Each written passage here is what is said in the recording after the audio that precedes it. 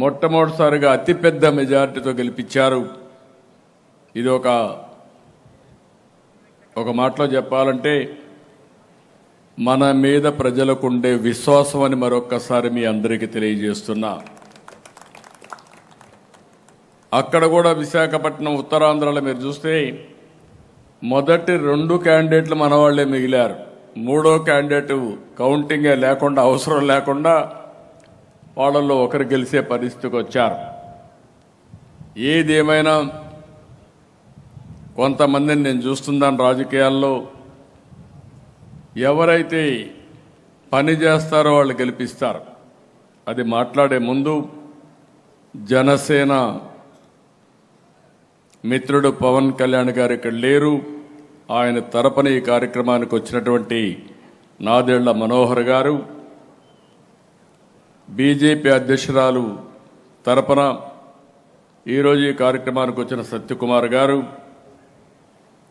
గౌరవ general secretary Lokesh గారు, Telugu Desam party రాష్ట్ర అధ్యక్షులు శ్రీనివాస్ గారు,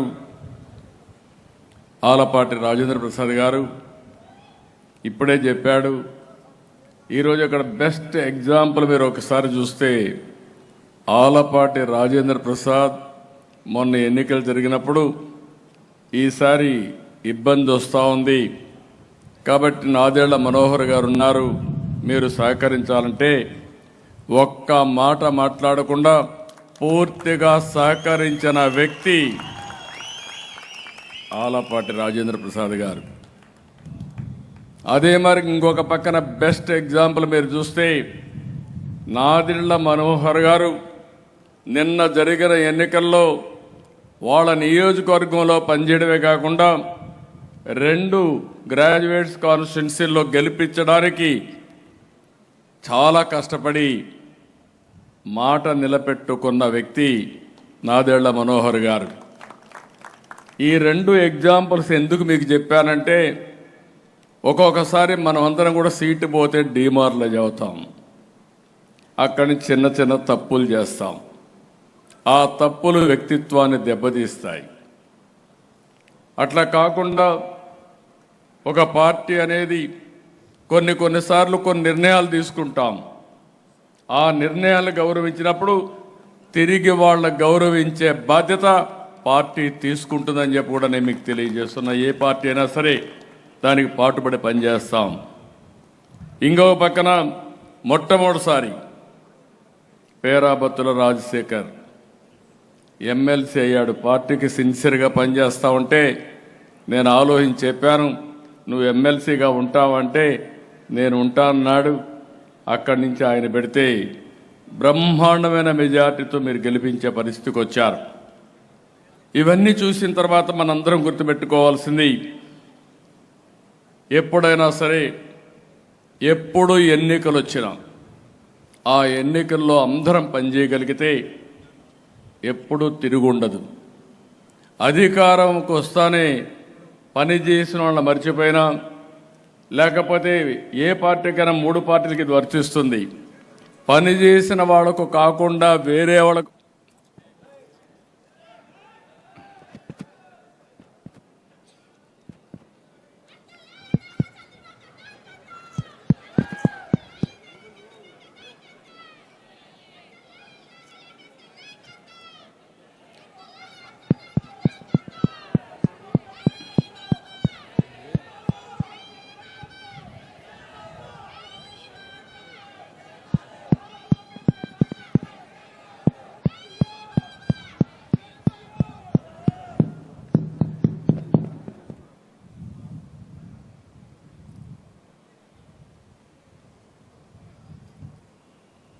ఏదైతే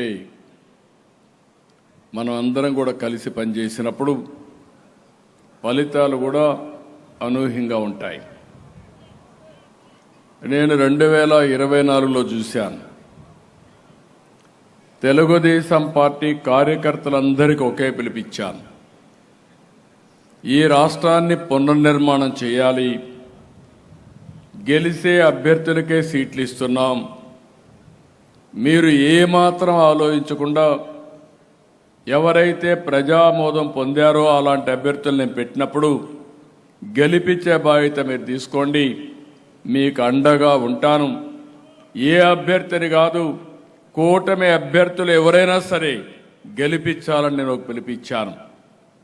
100% తెలుగుదేశం పార్టీ కుటుంబ సభ్యులు ఫాలో అయ్యారు. మిత్రుడు పవన్ కళ్యాణ్ గారు ఒకే మాట చెప్పారు, ఈరోజు రాష్ట్ర పునర్నిర్మాణం కోసమే మేము కలిసాం, ఈలో మాకు ఎలాంటి స్వప్రయోజనాలు లేవు, కూటమి గెలవాలి, ప్రతి ఒక్కరూ పనిచేయాలని పిలిపిస్తే జన సైనికులు 100% పనిచేశారు. వారిని మనస్ఫూర్తిగా మరొక్కసారి అభినందిస్తున్నా. అదే మరిగా బీజేపీ పురంధేశ్వరి గారు కానీ అదే మరి పార్టీ కానీ ఒక పిలిపిస్తే వాళ్ళు కూడా క్రమశిక్షణతో పనిచేశారు. ఈరోజు మీరు చూస్తే అన్ని సీట్లు గెలిచాం. ఈ రాష్ట్ర పునర్నిర్మాణానికి ఆ గెలుపు ఒక సంజీవనిగా పనిచేస్తూ ఉంది. ఈ విషయం మనం గుర్తుపెట్టుకోవాల్సిన అవసరం ఉంది. ఈరోజు ఎన్డీఏ ప్రభుత్వం పూర్తిగా సహకరిస్తూ ఉంది. నరేంద్ర మోడీ గారు సహకరిస్తున్నారు. అందుకే ఇప్పుడు మన మిత్రులు చెప్పారు, చాలా విషయాలు చెప్పారు, అన్నిటి పోను కానీ అమరావతి శ్మశానం అని మాట్లాడారు. 3 రాజధానులు మాటలు చెప్పి 3 ముక్కలాటాడి ఎక్కడా అభివృద్ధి చేయకుండా సర్వనాశనం చేసే పరిస్థితికి వచ్చారు.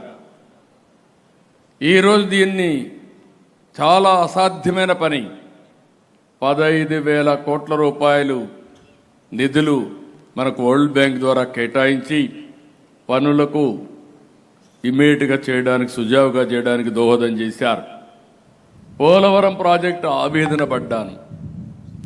దగ్గర మీరు ఒకసారి చూస్తే ఆ రోజు నేను 72% పనులు పూర్తి అయినాయి. డయాఫామ్ వాల్ అయితే బావర్ కంపెనీ పనిచేసే సమయంలో వాళ్ళకు గొడవలుంటే కేంద్రం సహకారం తీసుకొని పూర్తి చేశాం. 2 సీజన్లు ఇక్కడే ఉమామహేశ్వర గారు ఉన్నారు,